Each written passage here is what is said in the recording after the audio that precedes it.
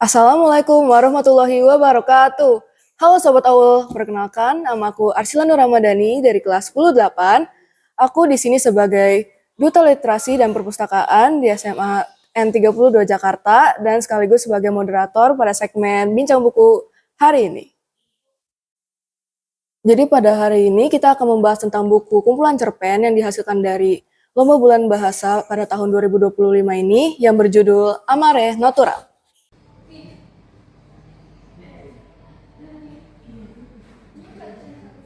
Kali ini aku ditemani oleh Kak Rizko Rafif Akmal dari kelas 12-1. Kak Rafif bisa say hi ke kamera mungkin? Halo semuanya. Dan juga Kak Naisa Zarifah Hayumi dari kelas 11-3. Siapa aja sih peserta-peserta yang menyusun buku ini selain kakak berdua ini?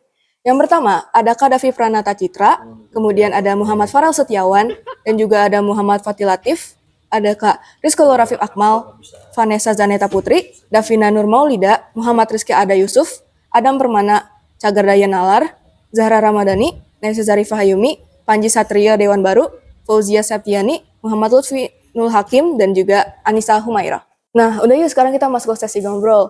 Kalian tahu gak sih kenapa kakak-kakak ini yang dipilih sebagai narasumber pada segmen hari ini? Itu dikarenakan mereka merupakan penulis dengan penulisan terbaik di antologi cerpen kali ini. Nah, kakak-kakak, sebelumnya aku mau nanya nih, kalian tuh menulis ini tuh isi cerpen kalian bisa ditolong diceritakan nggak? Dan dapat inspirasinya tuh dari mana?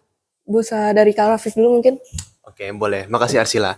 Jadi, cerpen yang aku buat ini berjudul tentang resonansi. Kenapa saya pilih judul tersebut? Karena di dalam cerpen ini saya menceritakan dua orang yang menjadi harapan terakhir manusia di ratusan tahun selanjutnya setelah masa kini. Ada satu sosok bernama Neo. Ia adalah orang yang turun langsung ke permukaan bumi untuk menginisiasi penelitian tentang permukaan bumi. Nah, di sini ia menemukan sebuah retakan di tanah permukaan bumi ini, dan retakan tersebut memancarkan cahaya emas. Dan di sini saya mengambil judulnya dari sini karena resonansi cahaya emas. Tapi cahaya emas ini mengibaratkan harapan terakhir manusia bagi bumi ini. Karena di ratusan tahun selanjutnya di cerita saya ini, bumi sudah menjadi lahan tandus, sudah tidak ada kehijauan sama sekali, bahkan tidak ada air. Nah, ada sosok lain namanya Astra. Astra ini dia bertugas di orbit bumi di stasiun angkasa. Nah, di sini saya memutar otak bagaimana mengambil perasaan para pembaca. Nah, selanjutnya ada sosok namanya Astra. Ini adalah partner dari Neo, yaitu peneliti yang tadi. Astra ini bertugas di stasiun luar angkasa. Dan saya mengimplementasikan sebuah teknologi di mana otak manusia dan teknologi itu bersatu yang berbasis neurological. Nah, Astra ini di atas angkasa itu, dia itu terpapar radiasi ibaratnya. Soalnya bumi ini sudah tidak sehat. Bisa dikatakan bumi ini sudah radioaktif. Nah, selanjutnya Astra ini dia terpapar terlalu lama, terlalu banyak, dan Neo, karena ia kontribusi di bawah, di permukaan bumi, ia mengirim data menuju timnya via Astra. Dan kebetulan Astra ini sudah memasuki teknologinya. Jadi, semakin banyak data yang dikirim, semakin berat beban yang ditanggung oleh Astra. Nah, karena Neo sudah mendapatkan banyak informasi, Astra mengalami overheat. Nah, walaupun pada akhirnya cerita ini menceritakan keberhasilan misi manusia dalam mencari harapan baru di permukaan bumi, tapi Neo kehilangan sesuatu yang sangat berharga, yaitu temannya sendiri. Kurang lebih sih begitu ya. Kalau mau cari tahu lebih lanjut, bisa baca buku Amare Naturam ini. Nah, kalau inspirasinya sih, kebetulan waktu itu saya habis nonton Interstellar dan Wall-E. Nah, jadi bisa diputer tuh. Interstellar sama Wall-E saya satuin gimana biar biar nyambung dengan tema lomba cerpen waktu itu. Karena lomba cerpen waktu itu kalau nggak salah tentang pelestarian alam. Nah, begitu kurang lebih. Terima kasih. Wah, keren banget ya Sobat Owl. Selanjutnya, Kak Hayumi bisa diceritakan isi tentang cerpen Kak Hayumi dan inspirasi dari mana, Kak? Oke, jadi untuk judul dari cerpen aku adalah Rena dan Mahkota Ibu Polam. Jadi di sini aku mengambil cerita tentang dua kakak beradik bernama Rena sama Rene yang dia itu merupakan kayak sebuah kan aku ngambil tema fantasi ya. Jadi dia itu merupakan sebuah tumbuhan yang dia bisa ngomong. Jadi kayak badannya itu kayak akar, terus dia pakai bajunya tuh daun, terus kepalanya ada bunga-bunga, kayak gitu. Nah, dia ini eh, di desa di mana mereka tinggal, ini tuh sedang berperang melawan orang-orang tinggi. Nah, orang-orang tinggi ini saya ibaratkan oleh manusia yang merusak alam. Jadi Rena dan Reni ini adalah pohonnya, lalu orang-orang tinggi adalah para manusia. Nah, kakak beradik ini ingin menyelamatkan desanya dari para orang-orang tinggi.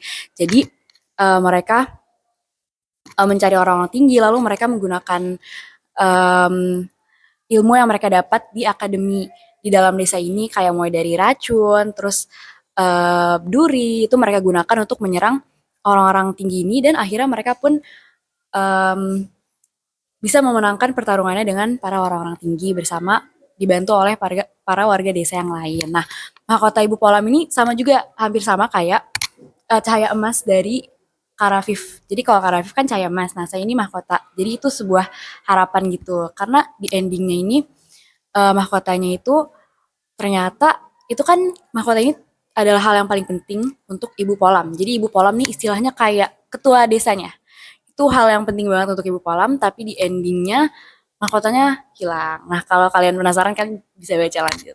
Nah, oke, itu aja. Dan ini di endingnya ada sedikit twist. Jadi ini adalah cerita yang diceritain oleh seorang ibu kepada anaknya sebagai pengantar tidur gitu. Nah, aku nih ambil inspirasi dari film Disney yang Moana. Kalau kalian tahu itu di situ ada karakter namanya Tefiti.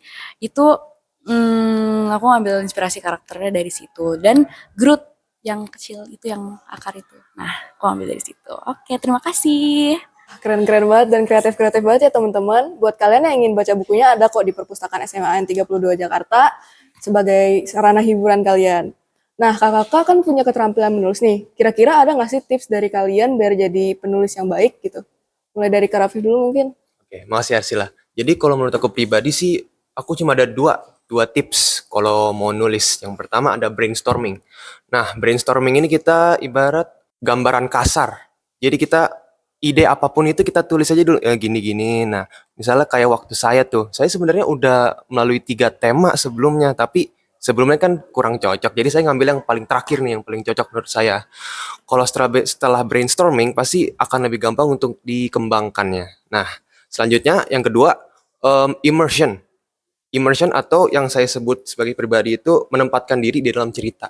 Nah, jadi kita harus naruh POV diri kita sebagai penulis sebagai karakter utamanya. Nah, gitu aja kalau tips dari aku. Oke, makasih ya buat Kak Raffi udah share tipsnya. Buat Kak Hayumi ada yang mau di-sharing ke teman-teman?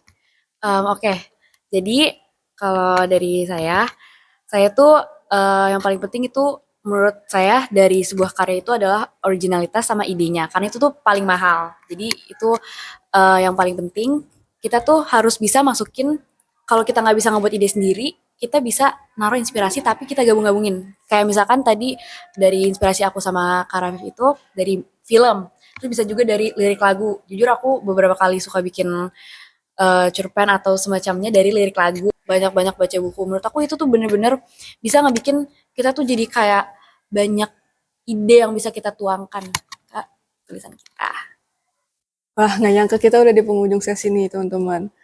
Sebelum kita akhiri segmen hari ini, ada nggak sih pesan-pesan dari Kak Rafif dan Kak Hayumi yang pengen disampaikan tentang jaga alam dan jaga lingkungan? Boleh, silakan. Ada dong pasti. Nah, jadi bumi ini adalah rumah bagi makhluk hidup, termasuk kita sebagai manusia.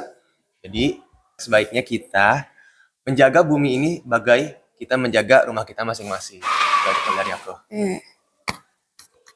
Kalau dari aku, ini singkat aja, jangan eksploitasi alam untuk kepentingan diri sendiri. Oke, kita akhiri sesi podcast hari ini. Terima kasih Kak Rafif dan Kak Hayumi yang sudah berkenan untuk hadir di sini. Saya Arsila Nur Ramadhani, pamit undur diri. Sampai jumpa di Bincang Buku selanjutnya. Assalamualaikum warahmatullahi wabarakatuh. Salam literasi.